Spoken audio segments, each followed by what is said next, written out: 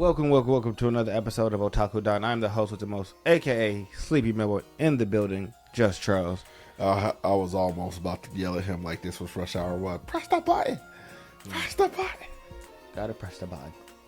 But we are here to talk about One Piece, Chapter 1146, A Stir in the Silence. Cover art, we see Yamato getting grabbed up by Oti, who is begging to join her as a underling, which we kind of saw coming. Can we stop this cover story? So this is her getting retainers. Like, this has been going on for like way too long. Like, what part is this now? Oh, volume 31. Yeah. We have had 31 of Yamato. It took you 31 chapters to get this katana back and release page 1. I think what we're gonna see is this continue up until the Great War, honestly, and we're gonna see kind of like Yamato having gathered Luffy's force for the war on Wano. A war on Wano?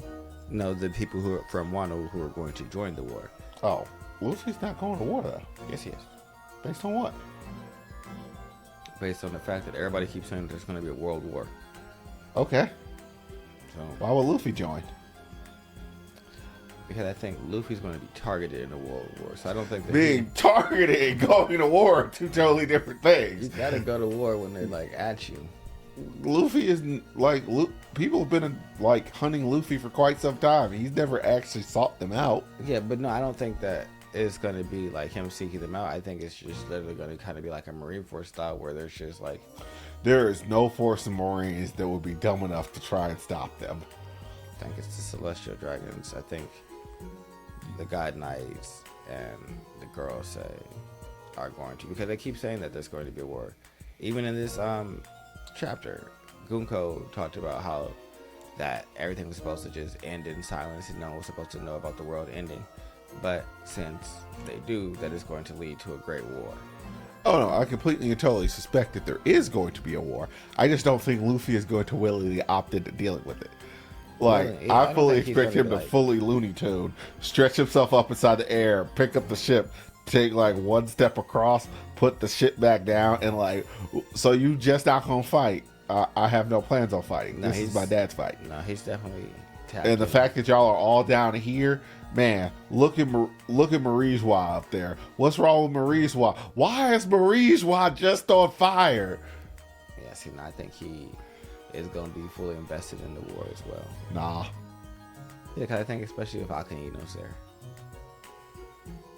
He has not shown any impetus on attempting to hunt down Akainu at all. I don't think that he wants to hunt him down. I just think that if, like Kizaru, if you in my area, I'm immediately willing to run them once, because at Egghead, he immediately was like, "Oh, you're on the island. Bet. Let me go let you know that we 100 times." Well, because he was attacking his people. Like, it's not like Luffy had no reason to go seek him out. Yeah, but I think that's what's going to be happening. I think, like I said, I think he's going to be. Yeah, if they attack, he will deal with them, but he is not going to seek them out. So I don't really count that as an active participant inside of the war. Well, once the war starts, and you fighting the people on the other side, you in the war.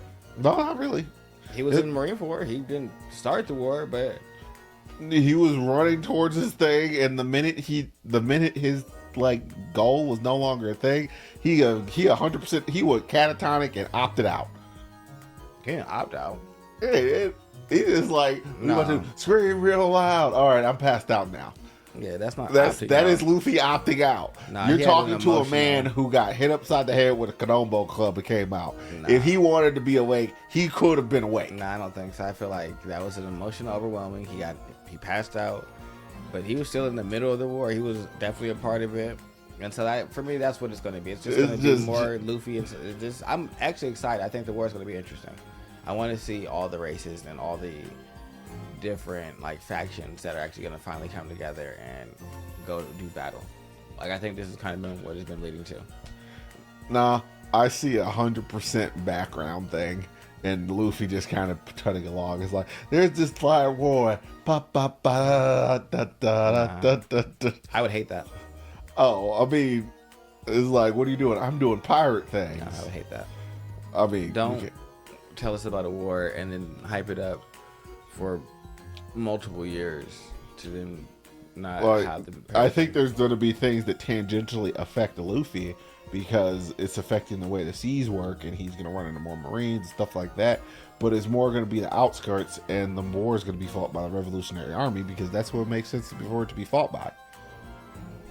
Yeah, see, I think that there's going to be a giant battle, and I think Luffy's going to be a part of that.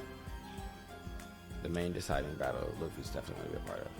Just like in the depiction, where it was the demons and their whole side versus the Nika of old and the robot and everything. So I think that same battle is going to happen again, and Luffy's just going to play the role of Nika. So he's going to be, for me, he's going to be there. I think it may happen at the One Piece set means he may be forced to be a part of it. Yeah, I don't care how it happens. He's just I don't think like the winding up in most of the war he's going to be involved in.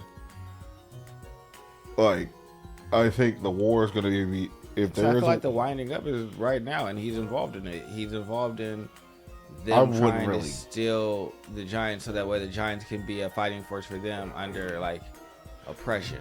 That is, I mean, but those are moves that the government has been making this entire time, and other people have been circumventing in other places. It just so happened he's here to circumvent this one, but it's not the first one that's been circumvented. Oh, not at all. But like him stopping them in one place isn't enough to say he is involved. It's just like, I got in your way inside of one place.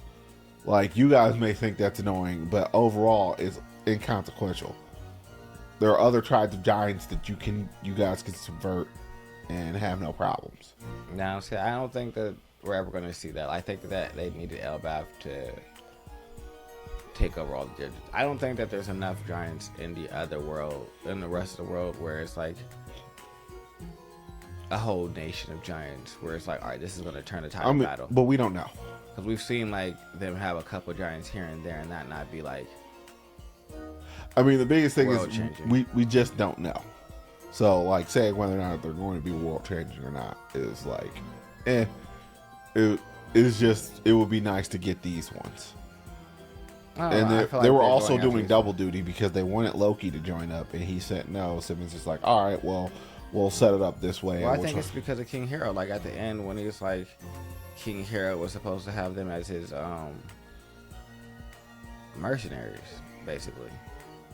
I mean, that was kind of a possibility, but that's fallen out. Like, oh, that's what you said. At the end of the day, I don't think that is going to, like, this is going to pan out. Now, I'm not sure if the Giants are going to end up going to war or so on and so forth, but the Giants may end up directly involved inside the war, but they're probably going to have to team up with the Revolutionary Army. Because, like, this is the Army's thing. This is the thing that they have been setting this thing up for, doing all this stuff. Luffy has had, like, no overall involvement outside of Kuma. Like, heck, you even got Kuma sitting right there, and he's being rebuilt. Well, see, I guess back. For me, it's like with. So you can fold Bonnie and Marineford. He didn't really have. The war was between Whitebeard pirates and the Marines. Yep. But Luffy was an integral part and became like the center stone of the battle, and so I think that's just what's going to happen. So I don't really care about the periphery of like how the main conflict gets to where it gets to. I just know that Luffy and his team are going to be the center part of that battle, and that makes him a part of the war for me. Because if you're a part of the deciding factor of the war, then you're a part of the war. If you weren't there, it might have went a different way. I mean, I can't really. I don't. For Marineford, I can honestly say Ace would have just died. So Luffy being there, like, they decided to back him, but at the end of the day, like, Whitebeard was there to stop Ace's execution. So Whitebeard, like, honestly, it probably plays out basically the same way, except for we probably still have the warlord system. Some major change? Like, what have the warlords actually done story-wise? Take over nations and cause terrible conflict and irreparably damage people. Like, fucking Doflamingo had Caesar creating smiles that turns people into either misformed devil fruit users or just removes your ability to interact with water. And but the warlord system was still a thing. Like I think it got thrown out after Doflamingo was defeated. Yeah, because Fujitora could never get back. He's like, I need to have a meeting with y'all, and he was the one who wanted to get rid of it. He's like, all right, we need to have a conversation, and he could just never get to that. You know, that's a person I have no idea where the hell he is. We've not seen Fujitora in a really long time. Yeah, I don't know what Fujitora is though. It's just like, I've been wondering where the hell he's gone for quite some time. Yeah, I have no idea what Fujitora is doing, but he's just chilling. It's like, what happened? I'm floating on the boat. Oh, yeah. I know him and Akainu don't get along the most because he be kind of just doing because Fujitora, despite being Marine, is morally upright, whereas he looks at Akainu as just like, you are just a yuppie who stands for nothing. Yeah, you will, and they just be crazy. I don't know. I'm interested in the King Harold plot. It says there was a time when your people might shook the world. You were supposed to be our mercenaries, right, Harold? King Harold, that bastard, he really messed everything up. So just like, I mean, it's just a furthering of Loki being like, this is why to kill him.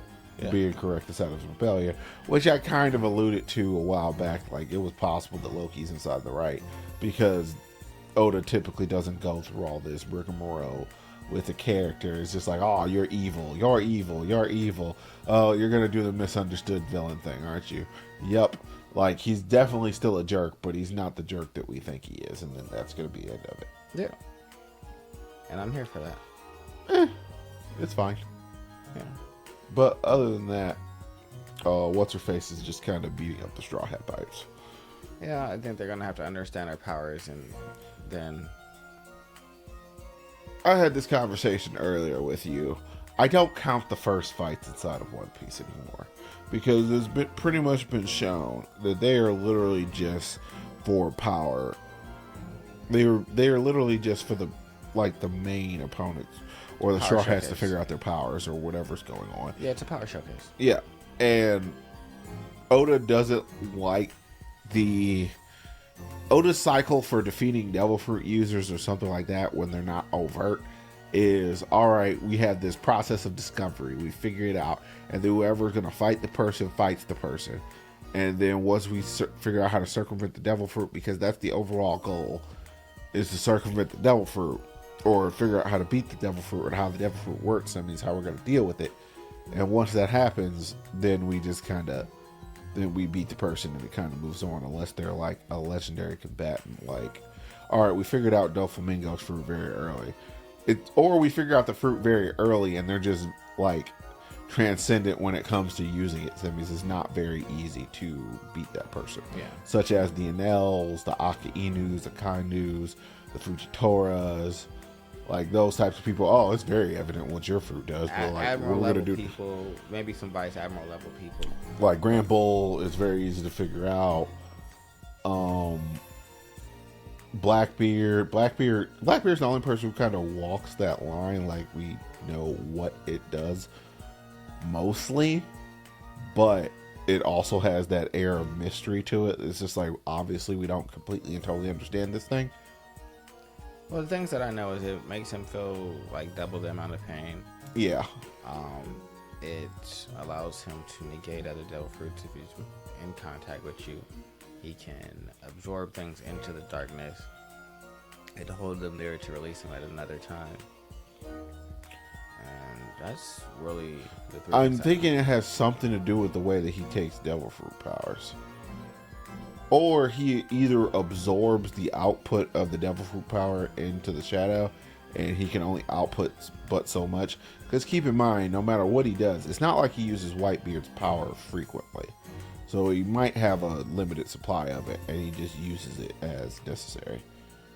That could be it. I don't really know. But he also was able to steal other people's devil fruit and give it to. Yeah, that's the only other thing. So I'm not quite sure. But then again, it's not like Blackbeard falls inside the devil fruit mastery category. Typically, maybe for I think he might be a devil fruit master over the shadow fruit, and the other ones you're not really capable of using to the same degree. Oh God! Just slide it out the way. Put your foot there. You go. Yeah. But other than that, it wasn't really. It was a fighting chapter. So all lost. But Robin and Chopper are hiding in his hair so they can try and rescue the kids. The teacher lost, and so Gillingham and the Celestial Knights are going to broadcast a message. And I think it's going to be to let them know, hey, we're taking the kids and what our demands are, basically. Yep. And something like that upsets some people like Luffy. So it's just, you don't even have the primary fighters up there right now. So it's just like, what's gonna happen? Oh, here comes Luffy and Zoro. And Loki, who's full of all that food and everything, because that's what we see is Loki and Luffy stuffed to the brim after having filled their bellies. Which Luffy did need to fill his belly. He was fine. He just loves to eat. So he was just like, well, I'll eat too if you're eating. Yep. But I think Elder Style is definitely like Goku's first fights for everybody. Oh, he's just playing around. But they're not playing around. But it has that same like, all right, we're just kind of like figuring you out, and then after that, it'd be like the real fight.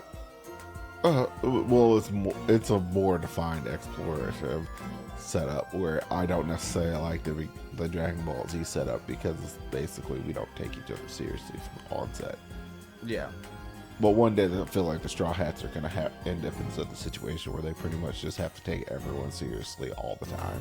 I understand with One Piece it's kind of hard because if you take someone seriously and they have a devil fruit power that you just don't understand, you could just kind of, well, you're dead now. Well, what happened?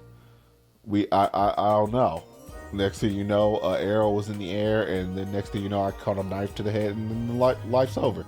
Yeah. So kind of got to play defensive a little bit. I don't mind playing defensive. It's just the nature of One Piece, and I feel like Oda kind of came to that fruition at some point. It's just like, you know what? The problem with a bunch of random powers is that they're random, and if you're too random, it's impossible to figure things out. Like the weapon fruit, like that's such a I don't know what. Baby Five is turning into all those.